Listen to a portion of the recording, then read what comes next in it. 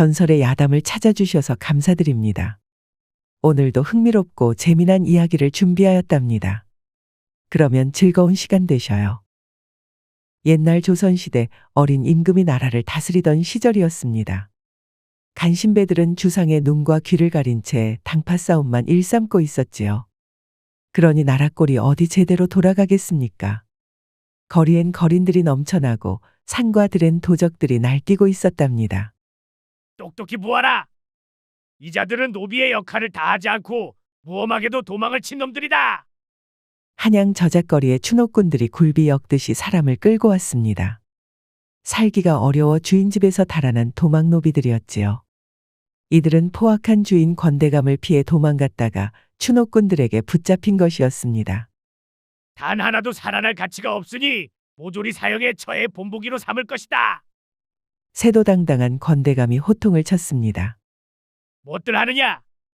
어서 집행하라. 한 놈도 남김없이 목을 베란 말이다.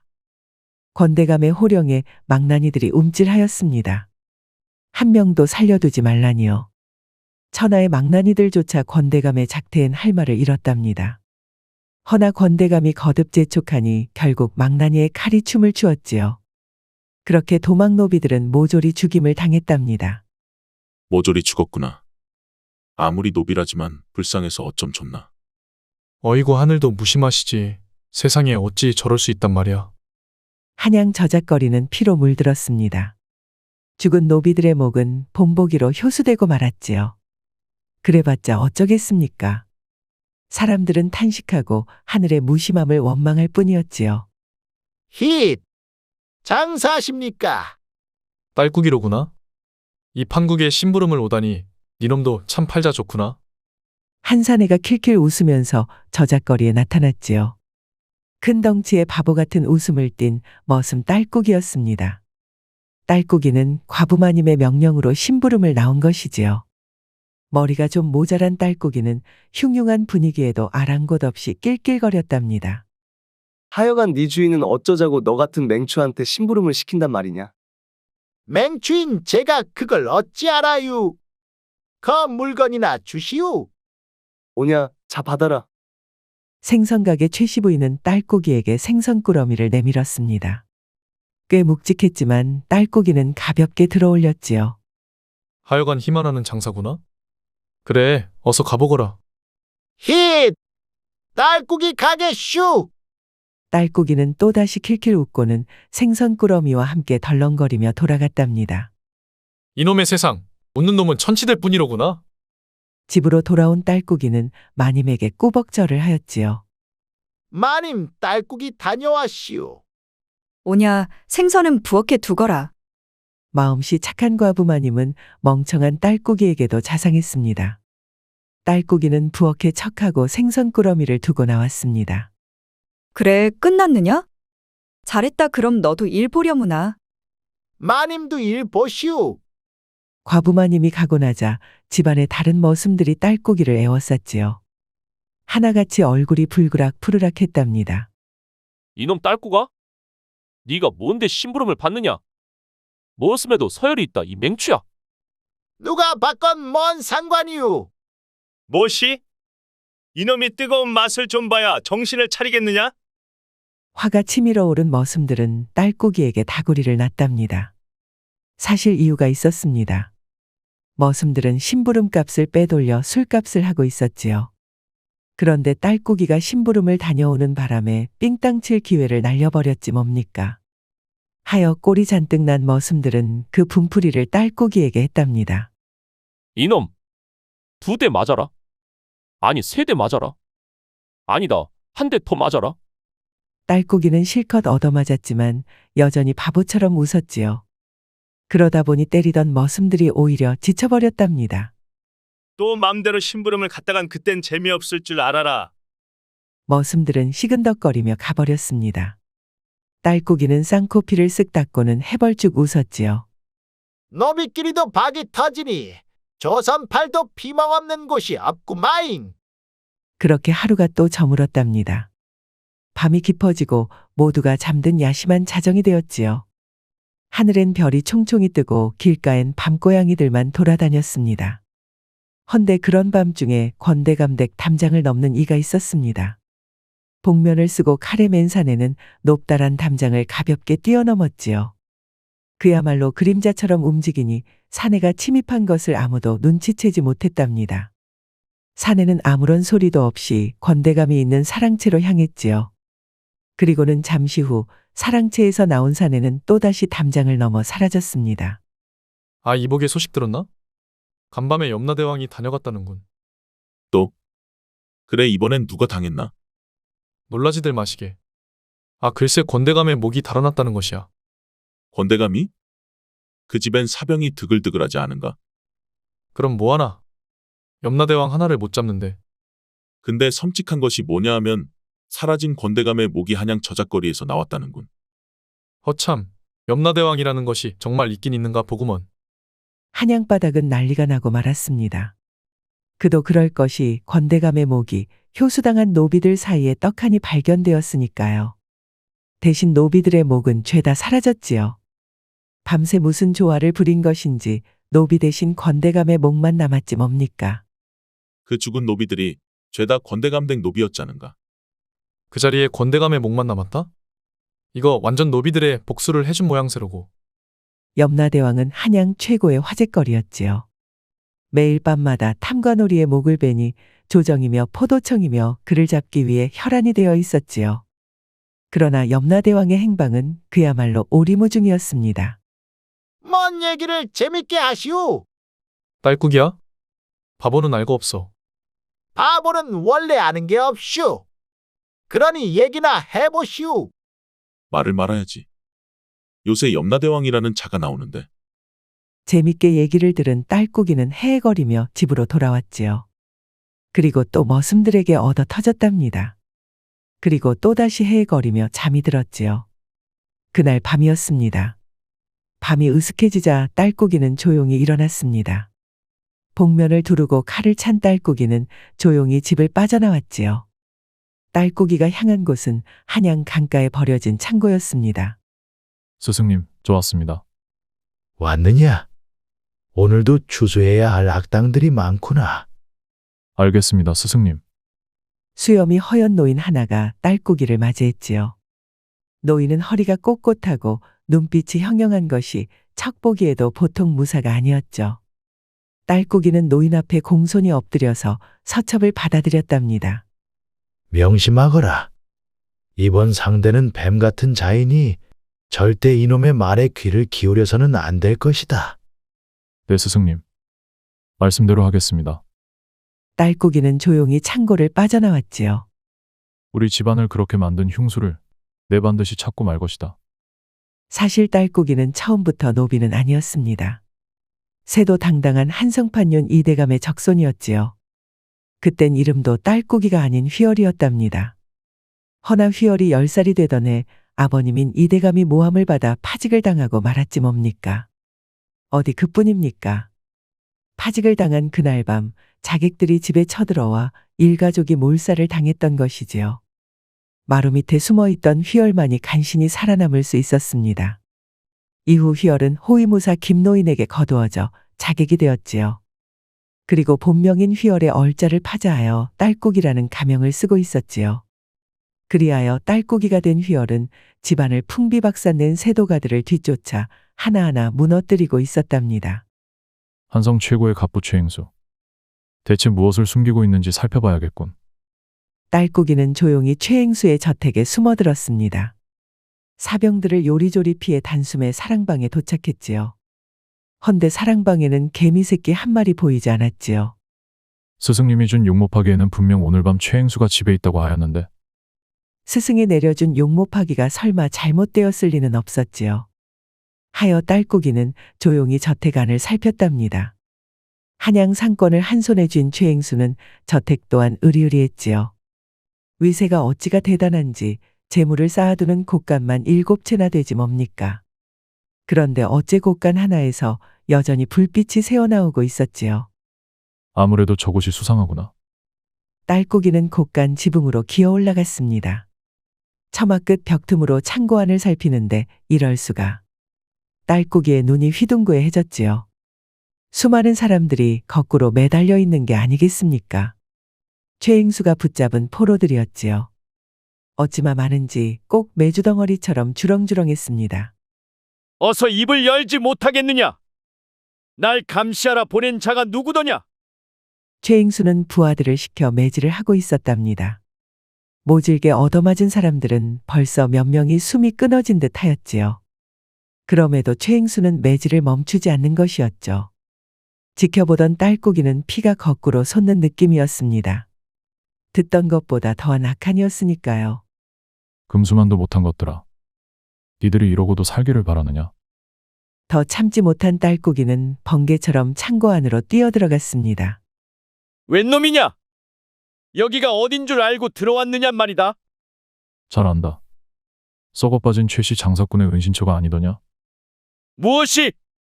여봐라. 저 무례한 놈을 싹둑싹둑 베어버려라. 최행수가 호령하자 사병들이 덤벼들었지요. 한꺼번에 창칼이 날아드는데도 딸꾹이는 눈 하나 깜짝하지 않았습니다. 오히려 진영 한복판으로 뛰어들었습니다. 당황한 사병들이 지들끼리 칼을 휘두르는데 딸꾹이는 일검으로 모조리 베어버렸지요. 숨 한 번 내쉴 사이에 사병들이 털푸덕 쓰러졌답니다. 각오하라 최행수. 하룻강아지 범 무서운 줄 모르는구나. 최행수와 딸꾹이의 검이 부딪혔습니다. 놀랍게도 최행수는 매서운 딸꾹이의 공격을 가볍게 받아냈지요. 상인이라고 하기엔 무서운 칼솜씨였습니다. 허나 딸꾹이의 공격은 점점 더 눈부시게 빨라졌답니다. 이거나 받아보거라. 갑자기 최행수가 매달린 포로를 발로 찼답니다. 딸꾹이는 시계추처럼 날아온 몸뚱이에 그만 부딪히고 말았습니다. 벌떡 일어났지만 최행수는 벌써 달아나고 없었지요. 뒤를 쫓으려는데 매달린 포로 하나가 신음소리를 내었습니다. 포로 중에 젊은 여인 하나가 아직 숨이 붙어 있었지요. 이보시오. 정신 차리시오. 서둘러 밧줄을 내리니 미약하게나마 숨을 쉬는 것이었죠. 안 되겠군. 곧바로 조치를 취하지 않으면 죽고 말 것이야. 딸꾹이는 달아난 최행수의 뒤를 쫓고 싶었지만 죽어가는 사람을 보고만 있을 순 없었습니다. 그리하여 딸꾹이는 젊은 여인을 등에 업고 저택을 빠져나갔습니다. 산속에 다다르고 나서야 딸꾹이는 여인을 내려놓았습니다. 그리고는 청심환을 꺼내 먹였지요. 여인은 한참 만에야 정신을 차렸습니다. 여기가 어딘가요? 정신이 좀 드시오. 눈을 뜬 여인은 참으로 고왔습니다. 며칠은 씻지 못했는지 떼국물이 질질 흐르고 얼굴 여기저기에 피멍이 들었지만 그래도 아름다웠지요. 곱게 단장하면 천하절색이 틀림없었답니다. 구해주셔서 감사합니다. 전 초아라고 합니다. 초아낭자. 이게 대체 어찌된 영문이오? 초아는 경기도의 큰 부자의 딸이었지요. 헌데 그만 최행수 손에 아버지를 잃고 말았습니다. 집안 노비들을 교묘히 부추겨서 죄 없는 아버지를 공격하게 만들었지요. 혹시라도 노비에게 모질게 대하신 것은 아니오? 천부당 만부당합니다. 저희 아버님은 노비들에게 글공부까지 가르치신 분입니다. 초아는 배신감에 눈물을 흘렸습니다. 최행수가 노비 하나를 매수하여 거짓으로 죄를 토설하게 하였다는 것이죠. 그리하여 최행수와 작당한 사또가 아버지를 문초하니 없는 죄가 기정사실이 되고 말았습니다. 집안이 망하고 나자 아버지는 화병으로 돌아가시고 말았지요. 그런 일이. 하여 아버지의 원수인 최행수를 뒤쫓다가 되려 죽임을 당할 뻔한 것이지요. 딸꾹이는 어째 남의 일 같지가 않아 마음이 무척 아팠습니다. 그만하길 다행이오. 더 이상 최행수의 뒤를 쫓는 건 포기하시오. 그럴 순 없습니다. 지금도 최행수의 악행의 희생자가 나오고 있어요. 그래도 여인의 몸으로 어찌 위험한 일을 하려 하시오. 최행수는 당장이라도 막아야 해요. 그자가 바로 염라대왕이니까요. 초아의 말에 딸꾹이의 눈이 커졌습니다. 아니 최행수가 염라대왕이라니요. 진짜는 바로 눈앞에 있는데. 기겁한 딸꾹이는 그만 딸꾹질을 하고 말았지요. 헌데 은희님의 이름을 말해주실 수 없을까요? 나는 딸, 아니 휘열이라고 하오. 초아는 거듭 고개를 숙였답니다. 그러면서 꼭 같이 최행수를 쫓고 싶다는 것이었죠. 염라대왕은 내게 맡기시오. 나 또한 최행수 패거리에게 원한이 있는 사람이니 알겠습니다. 그럼 휘얼림만 믿겠습니다. 초아를 돌려보내고 나자 날이 밝는 것이었죠. 하는 수 없이 딸꾹이는 집으로 돌아갔답니다. 허나 간밤에 본 초아 낭자 생각에 어찌 잠이 오지 않았습니다. 그렇게 또 며칠이 지났지요. 하루는 마님이 딸꾹이를 비롯하여 집안 하인들을 전부 부르는 것이었습니다. 부르셨슈 마님. 그래, 새로 들어온 아이를 소개를 좀 해주려고 불렀단다. 이리 나오거라, 초순아. 과부마님이 새로운 여종을 데려온 것이었죠. 헌데 지켜보던 딸꾹이의 눈이 이따시만큼 커졌답니다. 그도 그럴 것이 여종이라고 나타난 것이 초아 낭자였으니까요. 초순이여요. 잘 부탁드려요. 희야. 초순아. 넌 내가 지킨다. 입으로 똥을 싸거라.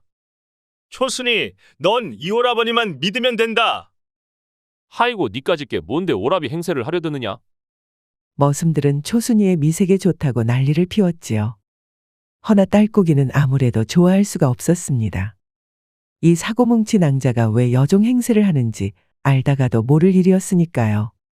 하여간 그날부로 초아는 여정 초순이가 되어 일을 하였지요. 초순아, 힘들게 일하지 말고 여기 와서 오라비 어깨나 좀 주무르거라. 아이고, 내 어깨가 더 아프다. 저 녀석보다 나부터 주물러다오. 좀 비키셔요. 부엌에 다녀올 수가 없네 정말. 머슴들이 희롱을 해대니 어디 초순이가 맘 편히 일할 수가 없었지요. 보다 못한 딸꾹이가 나섰답니다. 힛! 마님이 초순이를 데려오래요. 아니 저 맹추는 또 회방을 놓는구나 회방을. 초아는 얼른 빠져나갔지요. 그래도 가면서 딸꾹이에게 인사하는 것을 잊지 않았답니다. 고맙다 딸꾸가. 네 덕에 살았다. 딸꾹이가 여러 사람 살렸지라. 초아는 아무래도 딸꾹이를 알아보지 못했답니다.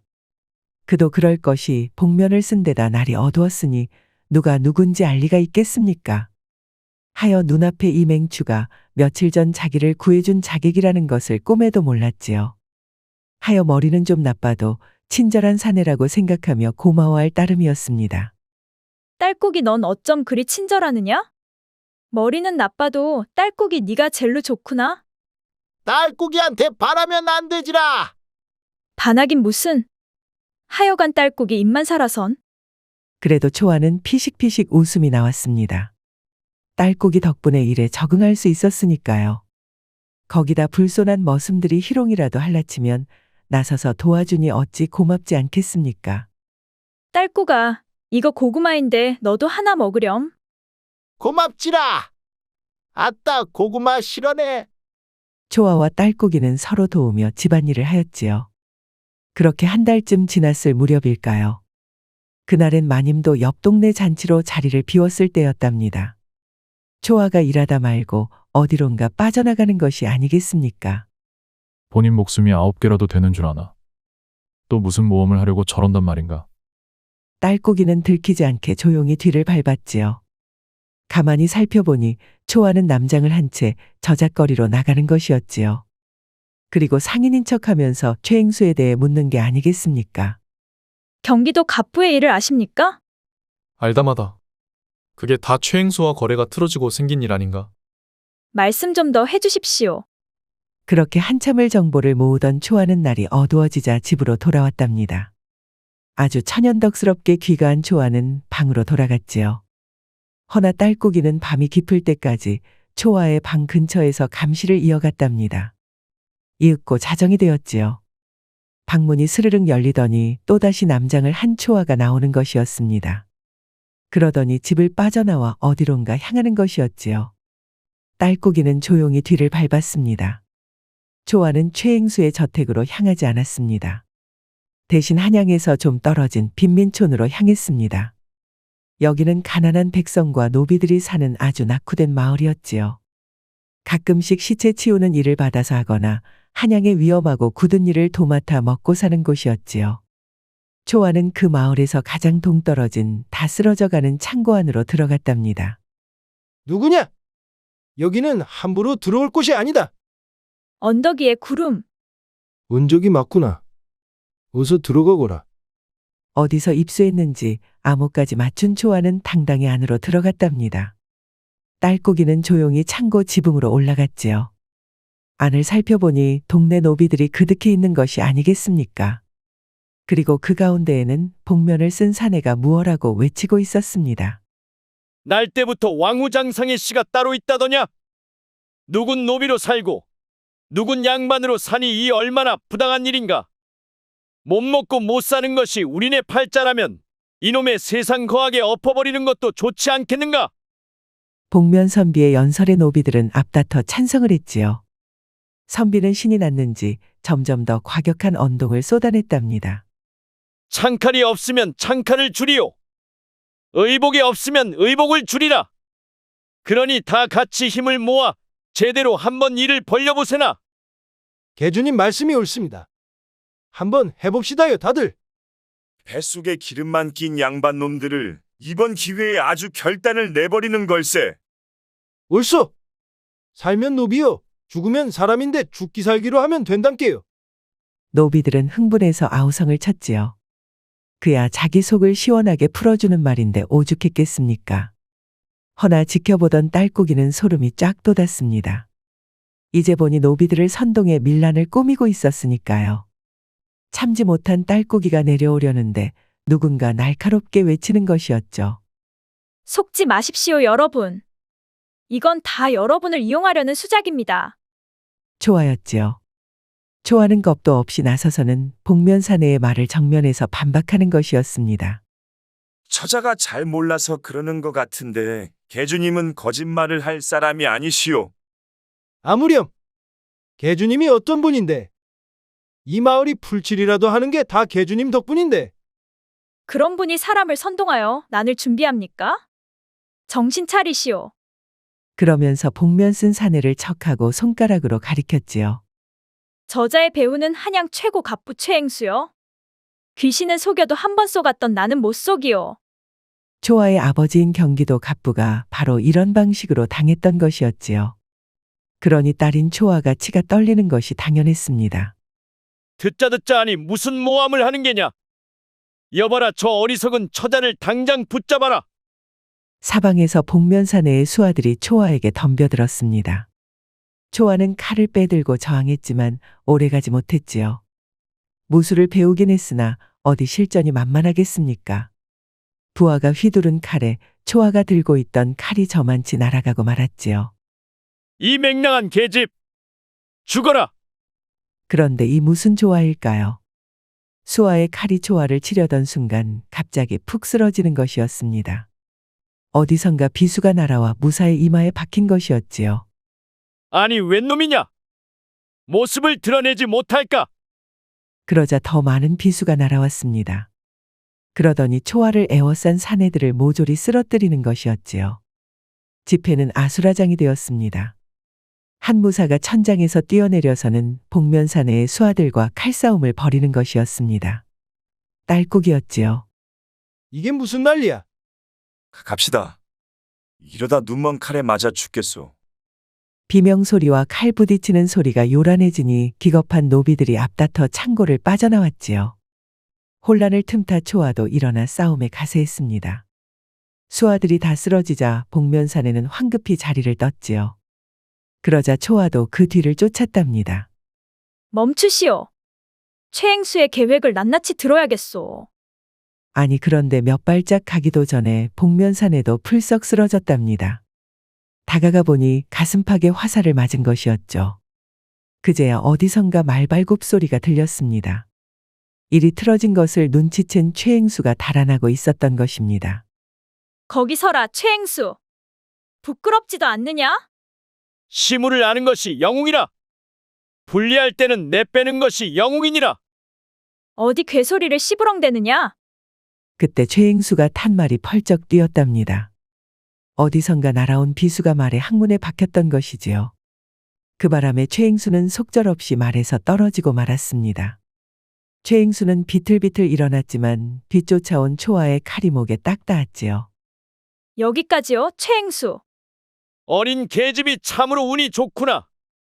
묻는 말에나 대답해라. 도대체 어찌하여 노비들을 선동하였느냐? 내 뒤에 누가 있는지 알기나 하느냐? 알면 니년도 무사하지 못한다. 어서 말하시오. 정녕 죽고 싶은 게요? 초아가 칼을 들이밀자 최행수 목에서 핏방울이 떨어졌습니다. 눈만 꿈벅거리던 최행수는 입을 달싹였지요. 그 순간 또다시 화살이 날아오는 게 아니겠습니까? 허나 이번 화살은 딸꾹이가 막아주었지요. 낭자, 여긴 위험하니 일단 자리를 옮깁시다. 그러지요, 은희님. 최행수를 붙잡은 딸꾹이와 초아는 산속으로 들어갔습니다. 산길을 요리조리 바꾸며 올라가니 그야말로 신출귀몰이었지요. 그렇게 이름 모를 동굴에 들어선 다음에야 둘은 한숨 돌렸답니다. 이제 말하라. 이래 죽으나 저래 죽으나 매한가지로구나. 알겠다. 최행수가 내뱉은 이름의 딸꾹이와 초아의 눈이 이만큼 커졌답니다. 내 배후에 있는 자는 바로 좌의정 대감이다.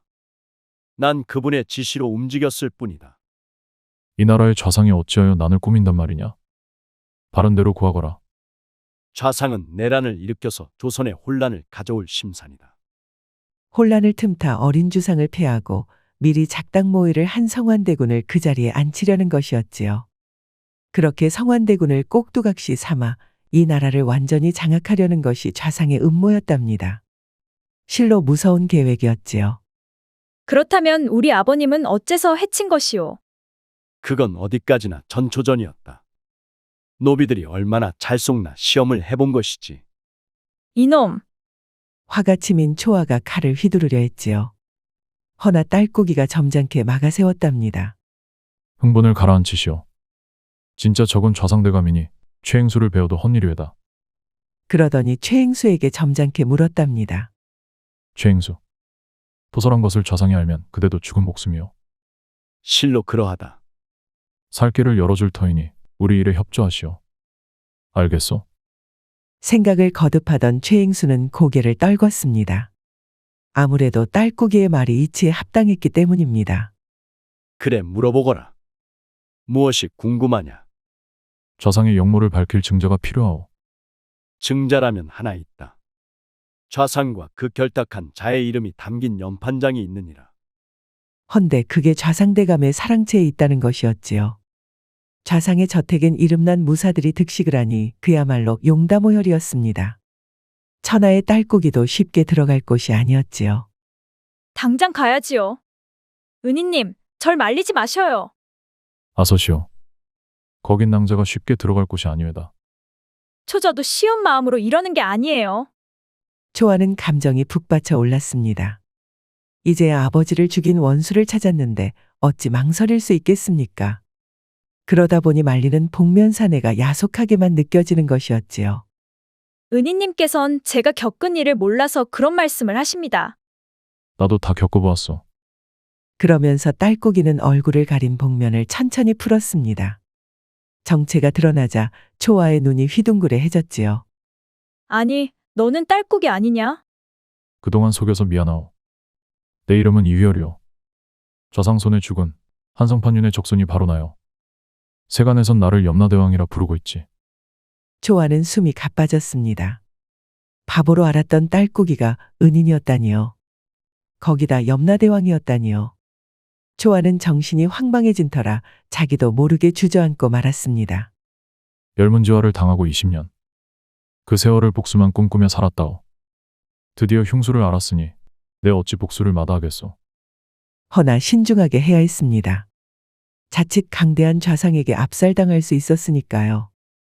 원수를 반드시 끝내려면 감정 따위는 중요한 일이 아니었습니다. 그 절절한 복수심을 안 초아는 조용히 눈물만 흘렸지요. 알겠어요. 휘열님 뜻을 따르겠어요. 좋소. 내 계획을 들어보시겠소. 며칠 후 사방에 방이 붙었습니다. 좌상이 역모를 꾸민다는 내용이었지요. 헌데 그 내용이 사뭇 자세하여 한양 사람들은 웃어넘길 수가 없었답니다. 뭐시라? 또 그 방이 붙었단 말이냐? 그렇습니다, 대감.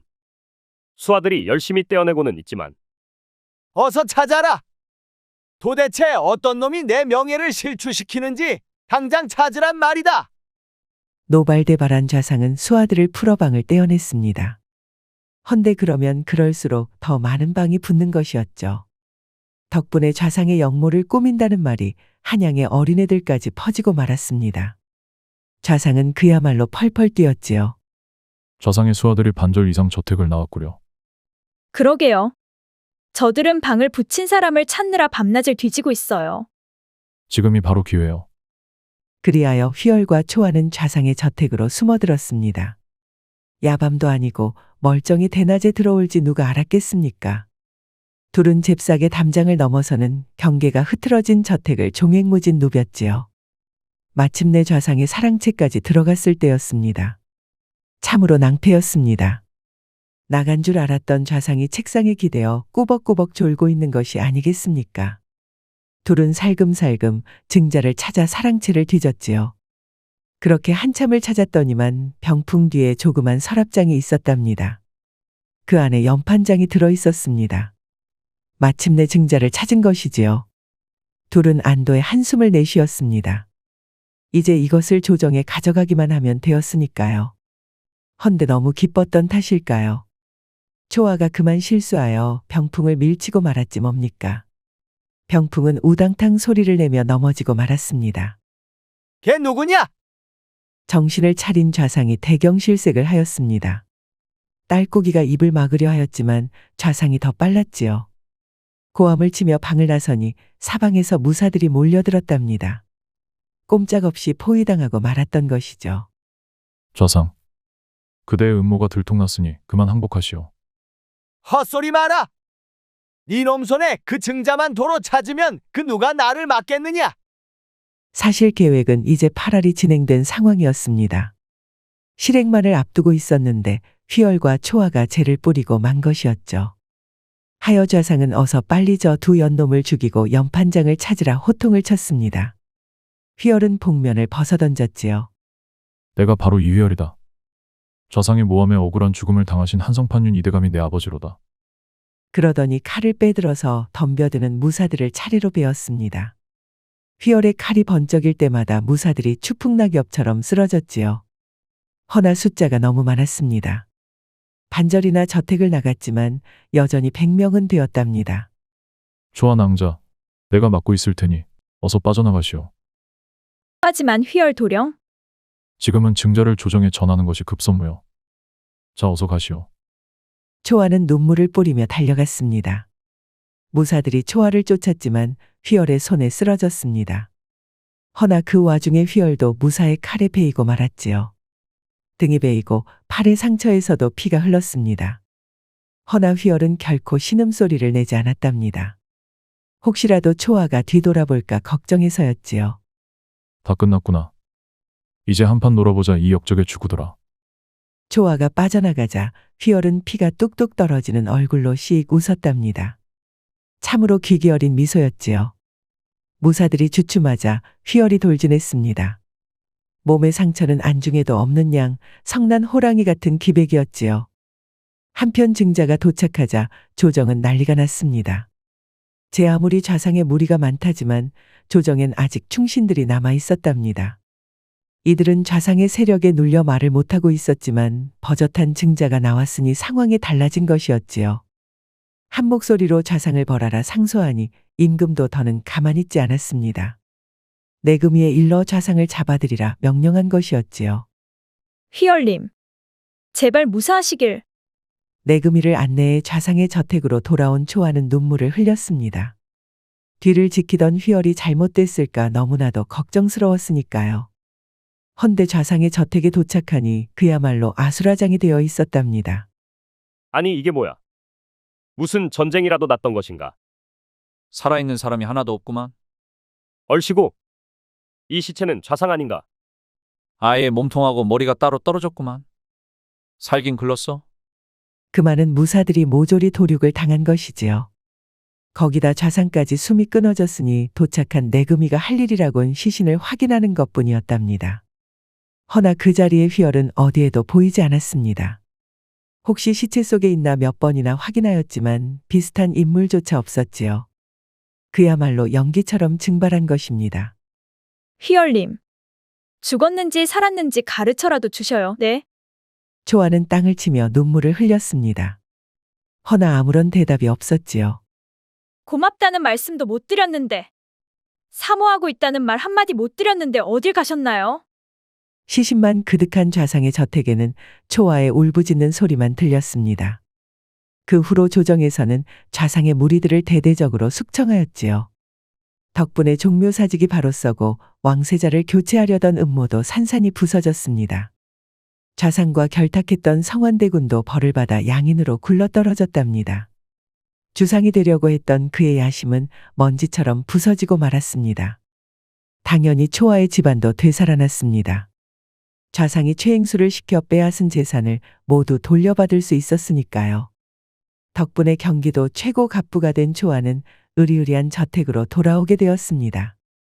허나 초아의 마음 한켠은 언제나 텅 비어 있었지요. 희열님. 님 없는 이 넓은 저택이 다 무슨 소용인가요? 초아는 혼례를 권하는 주변을 모두 물리치고 쓸쓸히 겨울을 맞이하였지요. 여전히 꽃처럼 아름다웠지만 초아의 마음엔 언제나 희열뿐이었습니다. 그렇게 겨울이 지나 봄이 오고 여름이 오고 또다시 겨울이 왔습니다. 허나 초아는 여전히 홀몸이었지요. 그러던 어느 날이었습니다. 계십니까? 여기 집주인을 뵈러 왔습니다. 누구라고 전해드릴갑시오? 뭐라고요? 참 희한한 이름이구려. 알겠소. 소나무에 쌓인 눈을 지켜보던 초아에게 손님이 왔습니다. 이윽고 뒤를 돌아본 초아는 눈이 휘둥그레해졌지요. 초아는 입만 벙긋거리다가 이내 눈물을 쏟았답니다. 너무나 반가워서 흘리는 눈물이었지요. 그 눈물방울이 어찌나 뜨거운지 바닥에 쌓인 눈이 점점이 녹아버렸답니다. 초아의 저택에 이른 봄이 찾아온 것이었지요. 즐거운 시간이 되셨을까요? 앞으로도 재미난 이야기를 더 잔뜩 준비하겠습니다. 흥미가 있으시면 다른 이야기도 봐주시면 감사하겠습니다. 그럼 구독과 좋아요, 알림 설정 부탁드립니다. 편안한 하루 되시길 바랍니다.